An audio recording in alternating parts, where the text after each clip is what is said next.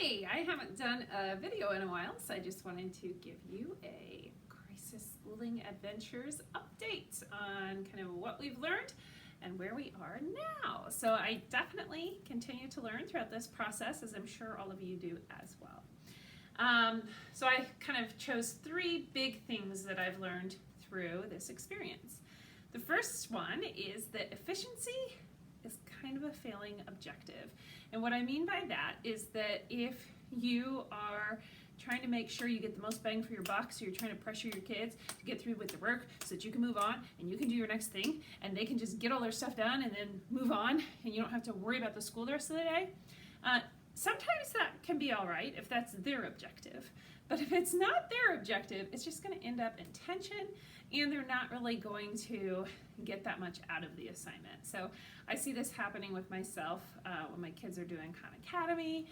I know they can do it and they get all distracted, and then I start putting pressure on them because I'm getting frustrated and they want me by them to help them, but they're not like giving it their full attention. And so there's just a little balance there on keeping them focused and not trying to push them too hard too fast.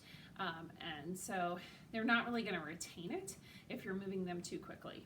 And I've actually seen that in my regular classroom as well at times where I've tried to move my kids along because I know they're really quick with things, but when they're not ready, when you're pushing some along that aren't ready to be pushed along, it's really frustrating for them. And it's unnecessary.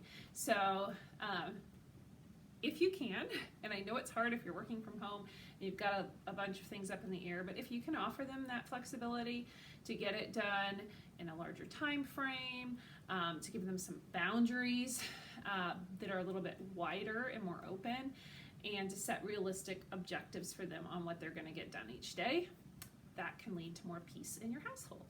So the second one is try, if you can, to do 15-minute chunks of work. So in the beginning, I think I said 30-minute blocks, but I know what the research says, and the research says that it is hard for anyone to focus for more than 15 minutes in one setting. Our brains kind of like start to doze off, and if you think of yourself at a conference or doing something, you might notice that you have to get up and walk around after 15 minutes, or you just notice yourself getting distracted. So if you can chunk it that way, that's probably ideal. Some days that works for me. Some days it's so hard to get them to get started that it's like I just want them to at least finish a 30-minute block before they move on. But just the research tells us that 15-minute blocks are ideal. And actually I was talking to my nephew about his experience with math class, and he was telling me, you know, it'd be really nice if after every 15 minutes you could switch subjects so that the subject wouldn't get boring that you're working on, because when you're focusing on one thing for too long, it gets boring. And it doesn't, that's a really hard thing to juggle, because you just want to dig deeper with it once you're in it. And it seems like there's a little bit of a, like, get them interested before you move on. But one way to do that is to do a 15-minute game and then do the activity. So one of the things that I've learned was I at the beginning of this, I felt like, well, kind of the middle, I felt like, gosh, nobody's ever made me feel like a worse teacher than my own children. I always felt like I was pretty good at this, but then my own children push back at me so much. But I think some of it was that efficiency piece and that making it so dry. I would never do that to my students and just give them the task over and over again and give them a new task without letting them explore it, play with it a little bit, and enjoy the subject material. And this is a time for us to really help our kids fall in love with learning and understand that learning is exciting and it can have value, specific value to them. And that leads me into my last and probably most important one. My major shift over time has been to move into exploring their specific curiosities. In the classroom, that's what brought me into gifted education. I want to have that flexibility, to be able to show kids why education is personally relevant to them. And that's really tricky in a class of 20 or 30 or even 15. But I've got this unique opportunity. I've got this class of 2 7-year-old, 10-year-old. So this is the time to really get excited about that.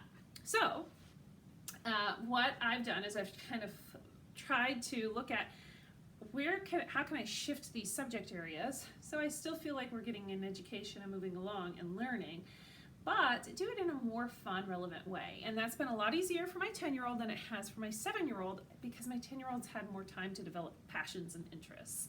So a few of the things that I've done for his writing, he is doing YouTube scripts. He loves YouTube. So he is writing scripts about his favorite books, about his favorite games, that then he's videoing and has his own little YouTube channel. Not that everybody's comfortable with having their kid have a YouTube channel, so I understand that.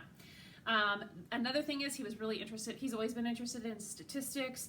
He got super interested in the stock market, so he set up a stock market game for him where he's watching the stocks and he has to update where they are each day and calculate the costs and using a spreadsheet. So that's been a good experience for him.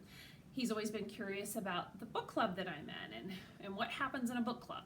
So we set up a little mini book club for him, something that he's been asking me to do for a while, but I never really made the time to do. Now we have the time to do it, and they're going to meet over Zoom. And then with my younger child, I have tried to gamify things a little bit more. I feel like I got away from that. We kind of stopped playing math games as much. I've tried to bring some of those games back in, and some days that's even our whole math block, and that's okay.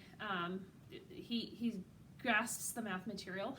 He doesn't have to do a worksheet or a con activity every single day to prove that he's still doing math. And then also he asked me if he could play this little price game, and he kind of came up with it, and he wanted to do a paper of drawings and inventions and put little prices on them, and then he wanted me to do one, so I made a thing of prices, and then we talked about how could we turn this into a game where you're actually still doing math. So he rolled the dice, and then if I rolled a 3, he could choose out 3 things that he wanted me to purchase, and I had to report the total cost to him.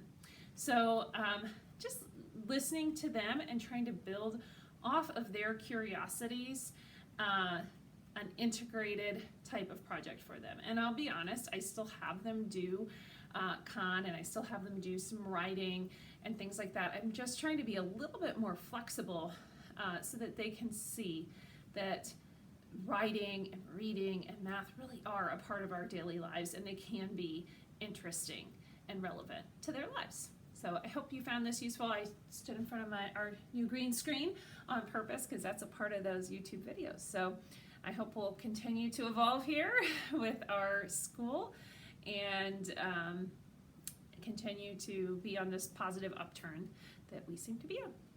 Happy schooling!